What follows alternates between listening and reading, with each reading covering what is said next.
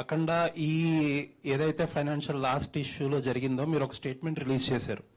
రాజాసాబ్కి ఏం ప్రాబ్లమ్స్ లేవు etcetera etcetera అని చెప్పి అదే స్టేట్మెంట్లో యూ హ్యాడ్ ఆ పర్టికులర్ ఏదైతే కార్పొరేట్ ఉందో దాని మీద ఆ అఖండ ప్రొడ్యూసర్స్ కూడా రిలీజ్ చేయనంత స్ట్రాంగ్ వర్డెడ్ స్టేట్మెంట్ మీరు ఇచ్చారు.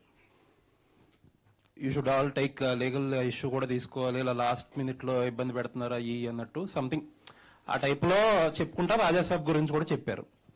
So where do you stand in terms of Rajasaab? Rajasaab we are coming on January 9th. దానిలో దిస్ నో స్పెక్యులేషన్. రెండవది I mean what I said in that statement.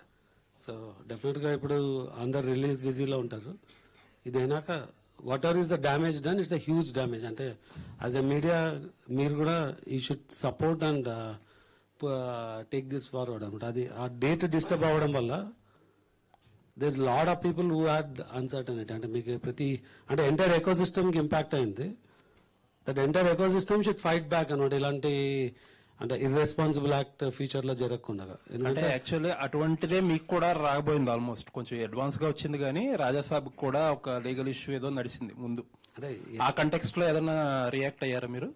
నేను ఆల్రెడీ చాలా డ్యామేజ్ లా సూట్స్ ఫైల్ చేసి పెట్టినానండి. So నాకు అంటే నేను అంత వీక్గా ఉన్నాను.